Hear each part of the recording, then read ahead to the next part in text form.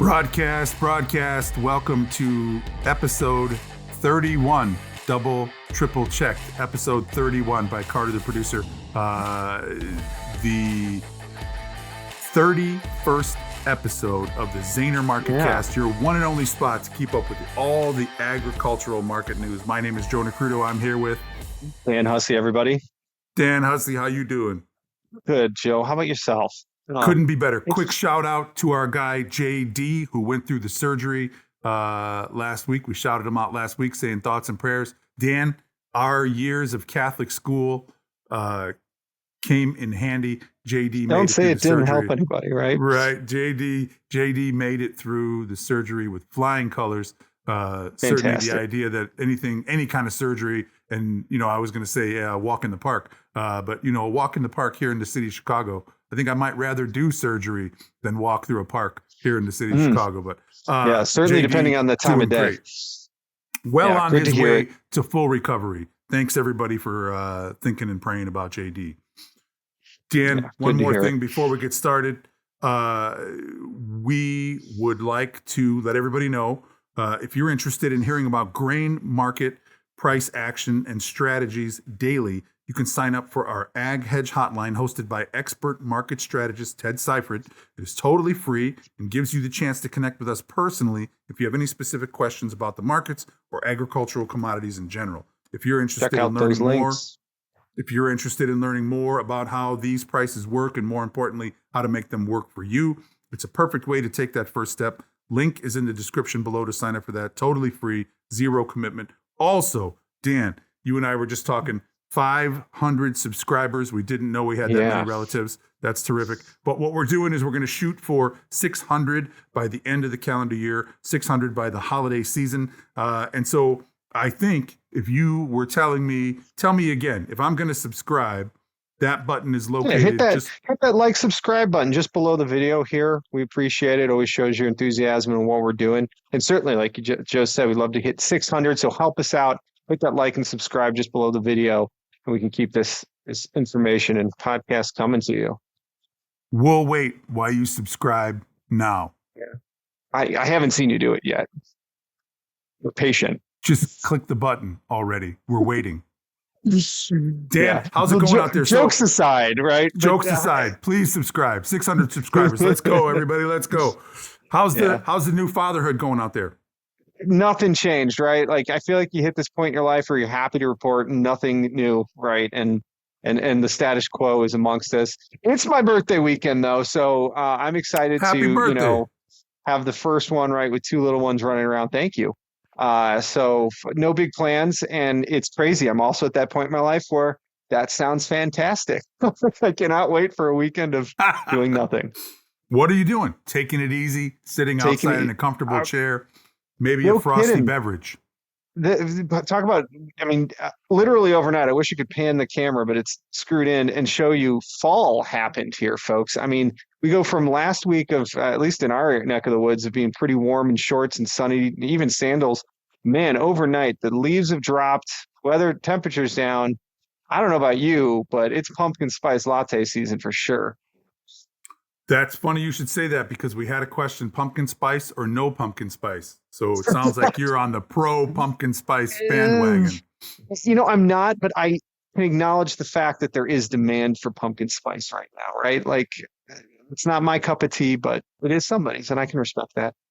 Pumpkin spice tea. I don't know. Maybe that would be, I don't know about that either. But certainly, like you say, the idea that folks are consuming pumpkin spice, if you look at the signs that you see driving down the road, looks like a lot of pumpkin spice consuming going on out there. Absolutely. Limit up on pumpkin spice, everybody.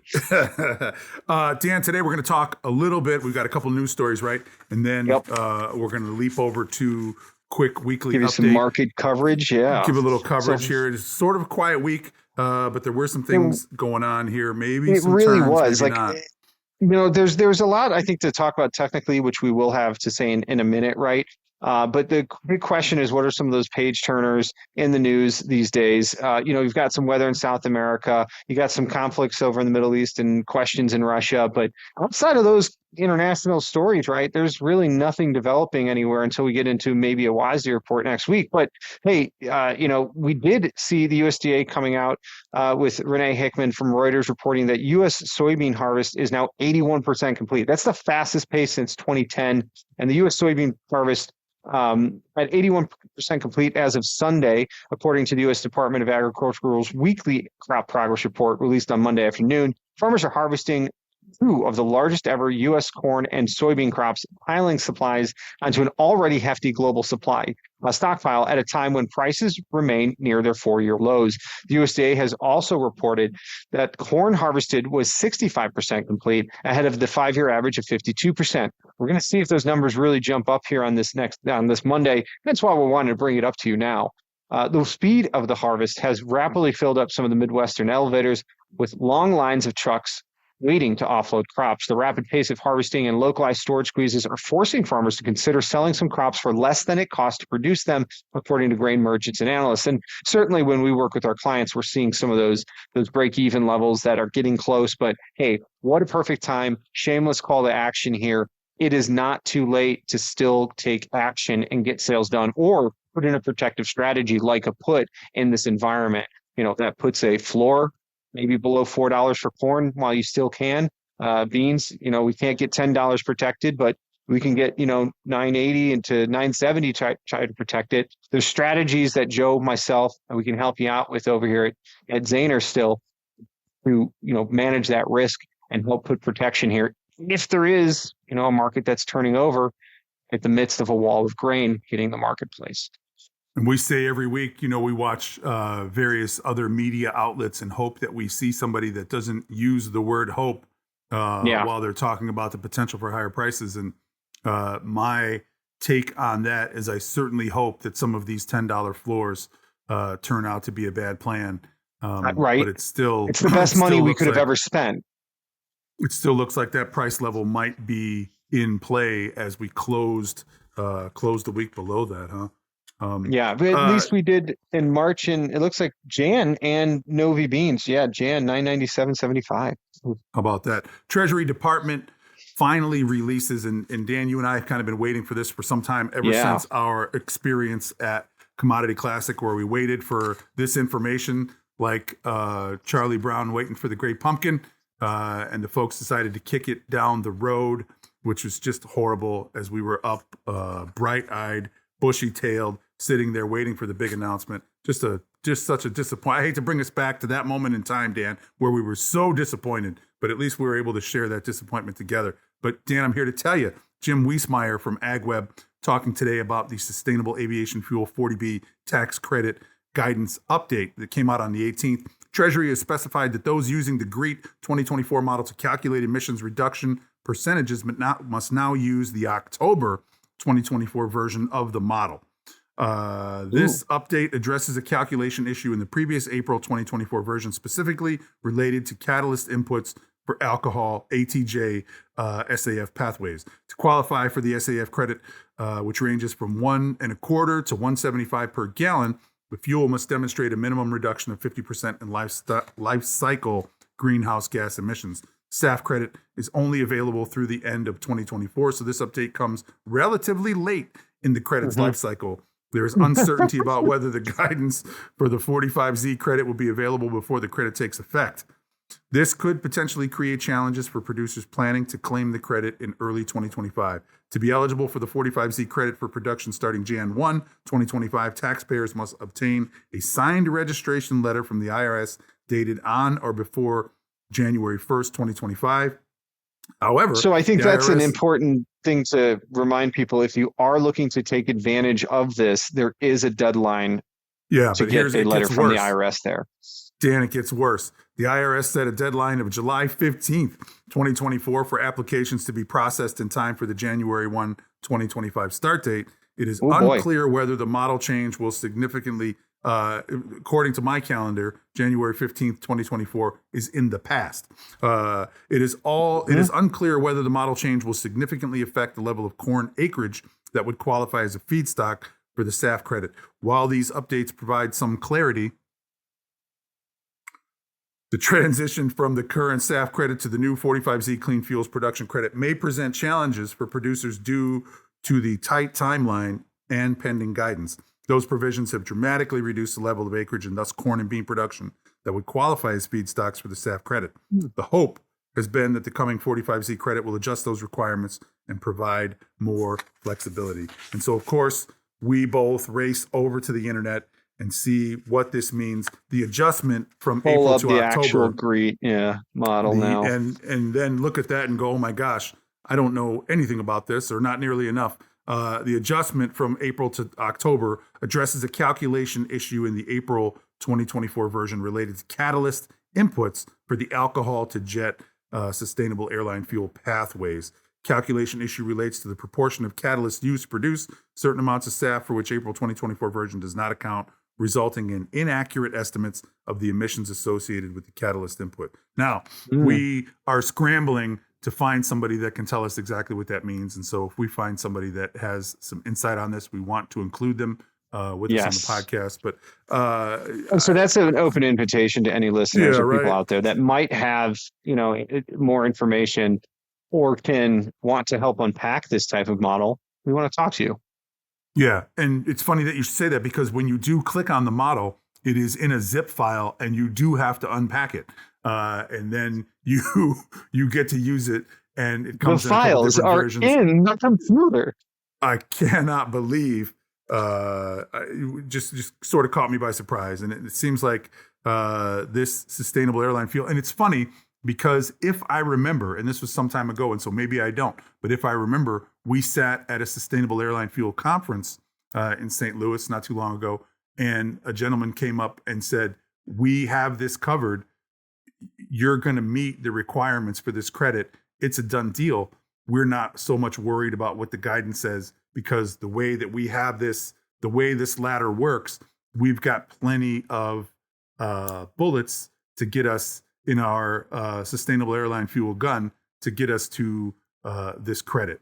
And so I thought that was interesting. His idea that this is kind of a non-issue versus the fact that a lot of people have been waiting to find out what this says. And so that shows it seems a lot of bureaucratic filings and attestations you have to go through, but it seems like the needs to, and I think what you're highlighting here is the things you have to do that get the credits and the points towards, that allow to get you to a certain threshold in your what's the number called? Your carbon intensity, the CI score. Yep. Your CI score through or below a certain threshold, really, then you now qualify for the credit. And that can come from some practices. And it sounds like there's been an adjustment to help it become more attainable with one of the practices for catalyst for this fuel. For the people that are watching, we promise we're going to stop talking about this in a minute, so don't click off yet. We want to keep our engagement high.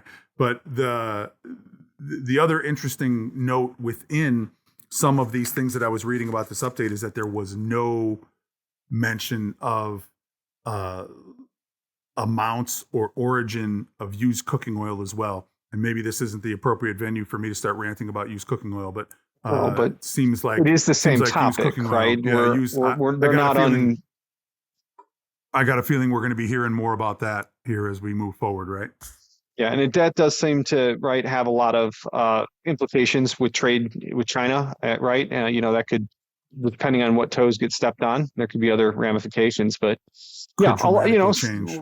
Like everything in the marketplace, it's an ever-shifting sands. And hey, some of those sands shifted this week. I know our weekly numbers and closes may not have been where they wanted to be for corn or for bean or wheat, but otherwise, it was a bad close for the day, I feel like, across the board. But was it that bad week over week for corn and beans? Bit of a mixed picture, Dan, but I think you're on the right track. Corn for December, the weekly numbers, we opened at 403 3/4. The high was 424, low 403, above 4, which is not bad. Last trade 415 3/4. That's up 11 on the week. Interestingly, funds remain short about 43,000 contracts, but it seems that the trend is for these funds to continue to cover these shorts. Yeah. We'll be interested to see what, again, COT update says today, but still short 43,000 contracts, which is about as close to flat as you can get without being flat. Yeah. Very interesting. Dan, I got an 18 and 100 overhead and a 10 and 50 underneath. We're bounded by both sides of this equation with moving average resistance and support, right?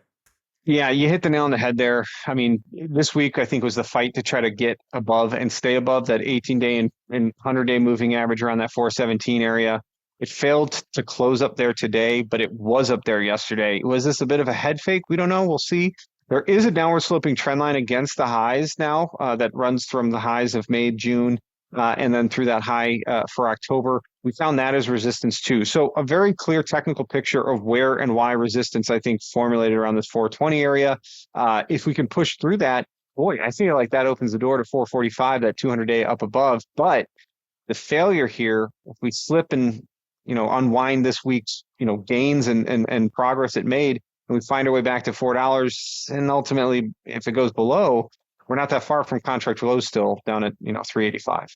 One thing that makes me suspicious, and I think if you look at it on the surface, you see yesterday was a pretty decent volume day with yes, it was a relatively green good day, close, right? Yeah, right, yeah, relatively good close. However, in beans, it was kind of the same story where we ran into technical resistance, and let me jump through these numbers and we'll talk about that too.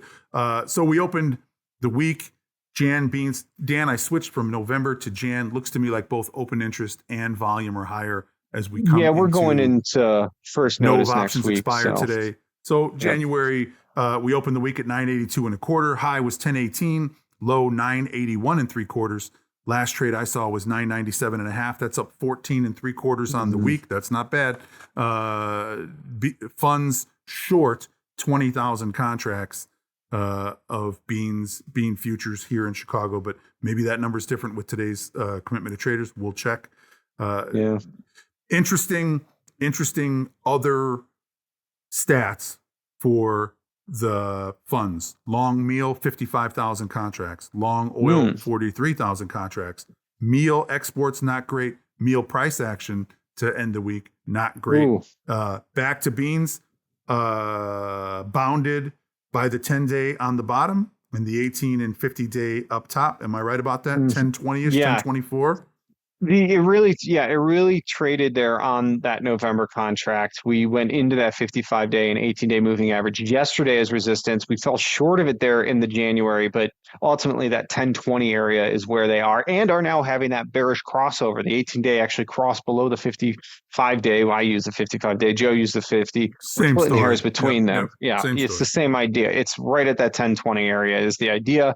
Psychological resistance maybe, but truthfully, it's those levels that I saw. Back below $10 to close after yesterday's kind of sweeping reversal lower. I mean, it doesn't look that great being 20 cents off the highs of the week now to close, and fail to reobtain those numbers. But you got above them, and you can talk about that 100-day at 1057 and the 200-day up at 1127. But I fear that we are much closer to that 970 area, the contract low here for Jan beans, and the recent low from October around 980. I feel like, there's a chance for the market to head down there early next week. If it can't, we know the levels above that it needs to take out. And how many times have we sat here over the summer and said, look at this market, runs into technical resistance. Volume shows up. The tape is painted. The market is pushed that volume away is from the really, technical level. And that volume really, to shift focus to the Jan, it really shows there. The uptick in volume the last 2 days as this market rolled over, it's concerning consideration from the level it came off of, just like you said. Especially coming off of those, they find a way to locate these, or when the market locates rather, these obvious levels of resistance. And then you see volume come in and cap these rallies at those levels. All the technicians, including us, we fought it all summer long, right? We all look at that and say, we were poised to break out. The day prior, you look at that chart and you say, that is a really good looking chart. Where are we headed? And then the day after, with volume and the lower price action, you come in and you look at that and say, yet another failure at an obvious technical level. And, at the end of the day, no matter how you feel about it fundamentally, or maybe what's going on with the idea of moisture or no moisture in South America, that failure at those technical levels speaks to I mean, it just is what it is, right? I It mean, is. And I think the meal might have been a canary in the coal mine this week too. We were fighting to break above 320 at one point, and I was thinking, when beans were at their highs, I was thinking, oh boy, this is it. If meal goes and it can break out of 320 and really establish, last week's uptrend it had off of its lows, it didn't. It failed out in the last 2 days, really fell apart, and here we have beans unable to follow through on their levels. I fear the meal is going to be dragging and potentially leading the complex to the downside here. $3 is the big level to the downside. We're close the week at 305.80. I feel like it wants to hit that. interesting thing that Karen Braun from Reuters highlighted that isn't necessarily technical or fundamental information quite yet, but the USDA's Brazilian attaché, right, comes out with a 161 million metric ton number versus the USDA's 169, and I think a CONAB 166. Yeah, CONAB 166. Yeah. You nailed it. So that's interesting. We've seen this before with Chinese numbers too, I think, where That's and spread between them. not just an acreage situation, but also a yield situation. They're making, and to me, certainly early sledding when they are racing to get this crop still in the ground because it has been so dry. But maybe that's why the guy, the USDA person on the ground down there is coming in with these lower numbers. But kind of an interesting break between what the USDA has to offer and what the attaché sees so far, right? That's right. We've seen it before. I feel like we'll continue to see it again. And it makes you really wonder, right, where the market's going to settle. And of course, I know we've talked to Ted before, how the difference is and how the USDA is beholden to certain things that they have to do and based off of some of their numbers. But that discrepancy between it, is nothing to sneeze at. And it really depends more than anything of all we talk about, depends on how the trade digests those numbers more than anything. And along those lines, it seems like we've sat here for the last 2 weeks and said, hey, we understand that you're out in a combine. We understand that you're out driving a grain cart, or we understand that you're wearing the white hat, managing those guys in the combine and in the grain cart. But that 10 level is an important number, I think. And if we manage to get back above it, that should lead to some optimism. But if we cannot close above that 10 number, Dan, can you fact check me on the Jan bean close today? What was it? Is it 997.5? We closed at 997.5. However, Right. we settled. I'm sorry, we did settle 997.5 too. That's not just the close. Yeah. That's fine. So that's below 10, and I would say this is the line in the sand. This is the thing that folks should be paying attention to. If we cannot get back over that 10, and this thing starts to get heavy, recognize maybe beans are going to be propped up by corn. Maybe corn's got a story, but corn is looking at wheat. And the wheat situation, Dan, we opened the week in Dees wheat at 572 3/4. High was 585.5. Low 565 3/4. Last trade 569. That's down 3 3/4. Rather muted price action, I would say, in wheat this week. Chicago wheat, they're still short 21,000 contracts. Again, that's pretty close to flat. But that wheat chart is looking a little heavy. Yeah, outside day lower, couldn't get above that 100-day at 583 for the week. 18-day still above at 588. Looks like a downward sloping trend line against the highs that it couldn't break above. I have a neckline on a head and shoulders pattern at around 570 here. A little bit of a shoulder there formed in September, the head in October, start of October, and now right shoulders here to end October. We give up the lows of this week, which did hold, and it's probably the saving grace with a bit of a triple bottom here. We did close, however, below that 55-day, which was at 572. Yeah, it's not looking great. If we do start out the gates a little heavier next week, I expect it to be on decent volume, as we did see an uptick on that selling pressure volume today. Next area I'm interested in below would be around 540, but contract lows around 520 3/4, I think it is, memory serves. Yep, 520 3/4 would be the likely big area of interest to the downside. Again, back above the highs of today and what had been this week could take you back above that 18-day and above that trend line resistance. And this entire, choppy move down since the start of October looks a lot like a bull flag. So there's a technical case to be made for either side for wheat, excuse me. Bullish above 586, 590, bearish below 570 at this point. Give Chicago me the contract. finger measurement from the top of that head to the neckline. Where does that put us roughly if this pattern should resolve to the downside? It would put you down to 520 the contract one. It's about a 30 cent. Excuse me. So 620 highs effectively down to 570. So that's 50 cent. So 50 cents lower from here around 570 puts you down to 520, 519. Gotcha. Certainly something we need to be paying attention to. Speaking of paying attention, these cattle, I saw the Hightower guys say 5th weekly close higher out of 6. Big moves. Yeah. Impressive move higher. We're trading above that 188, 189 area. You look at the charts we provided, there's a downward sloping trend line that has begun since September 2023 highs through the 2024 summertime highs. We finally came up into it here in October.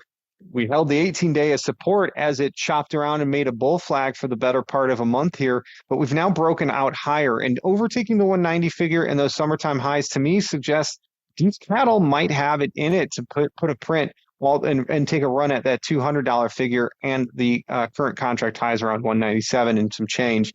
It's a long ways off still, but we could have a potential very large range in cattle from that 175 to 190 area. We're coming up onto the high end of it and potentially, signaling for a breakout. My concern is that the feeders aren't really confirming that. They're still below that same trendline resistance I talked about, and they're still kind of in this intraday pennant or bear flag tightening up. We haven't broke out. Above 250, I start to change my opinion on those November feeders. The Jan contract, which will really be shifting to 248, but 250 as well. It's good that they're kind of close, but you can see the resistance on the chart there that's holding on the feeders, but it's already given way on the fats. So one of them may not be signaling for the other to follow through, and it's going to be interesting to see if the fats continue to lead when traditionally we need those feeders too. Cash cattle strength, exports were decent. A lot of doubters. We've been in the camp. We've been in the doubting camp repeatedly over the course of the last number of months. But this market seems much like the stock market, much like the U.S. consumer, seems to be holding in there rather well, while other parts of the economy have difficulty. It's more than passing interesting to see how long this can go on, right? I mean, right. Not much interest. Absolutely. And I think to your point, right, like you're going to find out really quickly, right, how much gumption this move has if feeders can follow through or not, right? It's kind of a ante up or quit moment. And there's going to be an opportunity to watch this thing for a change in momentum, right? If the feeders are not coming along for the ride, if the feeders are not the leaders, and cash cattle is wagging the futures dog, maybe a change in momentum could be sort of an alarm bell. It won't be the first time that we've rung it, but could be sort of an alarm bell for producers who appear to be largely absent from the hedging side of the equation. Yeah, it is. There's a lot of insurance products, right, that are out there that keep you from using the board or from the CME prices, right? We get that, but also I think there's a lot of producers that don't want to step in front. But I get it. A lot of people don't want to step in front of this bull market or this train either. But at the same time, you've got a business to run. There's puts that can give price protection below. And believe you me, Joe or I could walk you through a strategy where we also plan future sales above all-time highs with short calls or another type of strategy to help pay for that insurance plan and those puts below us if that's what we're looking to do. Because that's what a long put is. We talked last week a little bit about the risk profile of puts or put spreads, right? You're only risking what you spend for the strategy. You're not going to wake up and have different risk. Hopefully people were able to catch on to that. The other thing maybe this week, if you can give me just quick color about the delta of those those strategies, right? And so what we're always looking for is as we get closer to the money, your delta approaches 50, right? And so that's going to tell you what tell the listeners real quick what delta very measures. simply, right? Delta is a ratio, a percentage.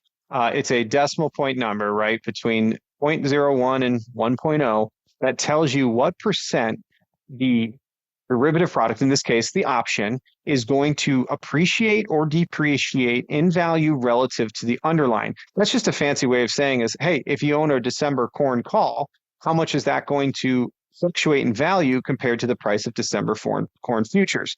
The futures will always have that delta of 1 in that mathematical equation. Ergo, the actual option contract will have a delta reflective of its current price action, or current either how close it is to the money and in time to expiration, right? So the further you are away from the expiration in both time and price, the smaller that delta will be when it's out of the money, and the bigger it will be when it's in the money. As you go in the money, the delta will start to approach 1. And when you're at the money or at the same strike price as an option, the delta is always 50% or half. And so if we're buying an at the money call or put, we know that it's going to have 50% of the at the money protection of, or relative value of an actual future. But that, fractional protection also comes with finite risk. And that's the value add. For me, when I talk to customers, that delta is important because you want to know how much bang for your buck you're getting with the insurance, insurance that you're buying, that you're purchasing to protect your underlying position. So if you have a position in cattle, or you have a position in corn, or whatever the case may be, you want to make sure that delta represents a good value in terms of what you're spending. Are the options expensive? Are they cheap? There's also a volatility component. We're not going to burden anybody with that information today, but the math that goes into options can be viewed in a very complicated way, but oftentimes it can be viewed in a very simple way. Very simple way. Looking at delta is a great way to recognize, simplify here's what I'm about to spend. The complexity. Yeah. Absolutely. Here's what I'm about to spend for this option, and this is the bang for my buck that I'm going to get in terms of protection for the position that I have. And so, not unlike looking at the difference between futures price and the cash price, your basis, right? You have to be aware of that difference, to know what level of protection you're getting from the futures board. You also need to be aware in options what kind of delta you're working with for the whole strategy, because it tells you what percentage of actual protection you have in a raw bushel to bushel comparison in your marketing plan.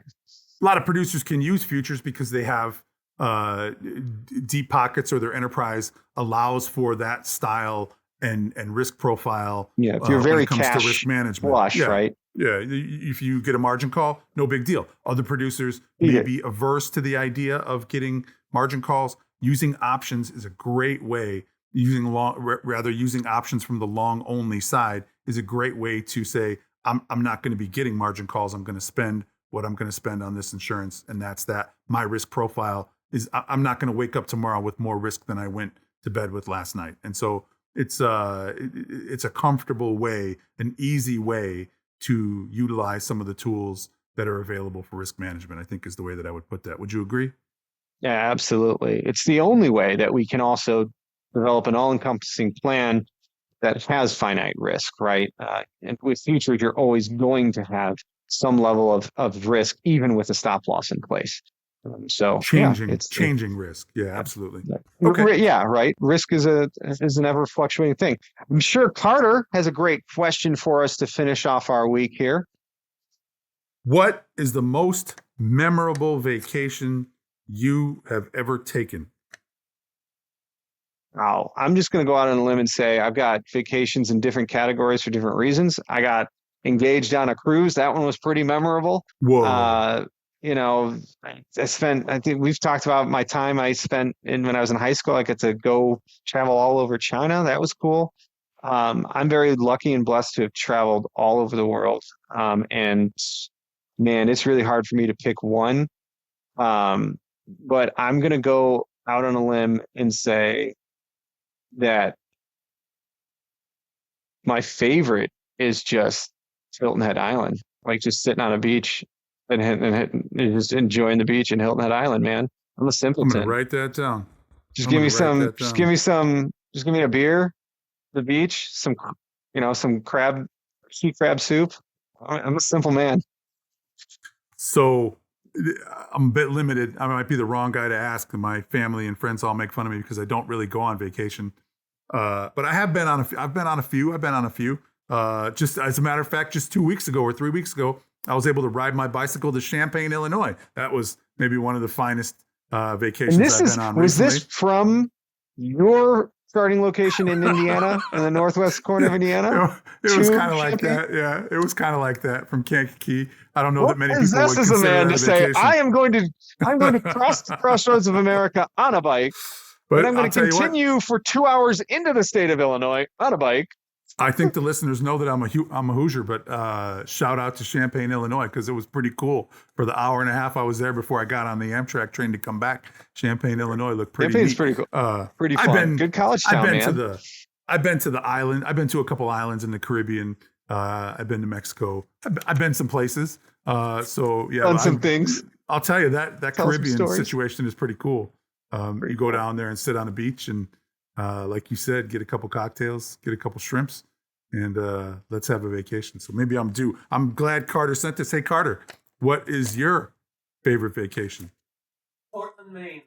Portland, Maine, says Carter. What goes on in Portland, Maine? A lot. Honeymoons.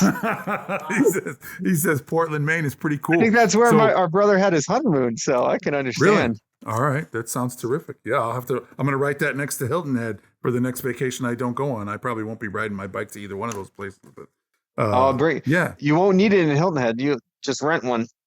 Certainly got to think about that. Dan, once again, just a reminder to the folks that are listening, Aunt Phyllis, all the cousins, we're trying to get that subscriber number up. If you haven't clicked that subscribe button smash yet, it. Please do. Hit subscribe and like. Yep. And thanks for listening today to the Zaner MarketCast. If you need more just because you can't get enough of us, follow us here on Facebook at the Zaner Ag Hedge, or on Twitter, LinkedIn at the Zaner Group, and follow us, of course, here on YouTube if that's where you're seeing our smiling faces. If you have any questions you'd like to hear live on the show, there's a link also provided in the comment section and information section to do just that. We'd love to hear from you and get that question right here on air. Thanks again, and be sure to like, comment, and follow the podcast to not miss a beat. And we'll be back with you all as price action develops. Take care, everyone. Thanks, everybody.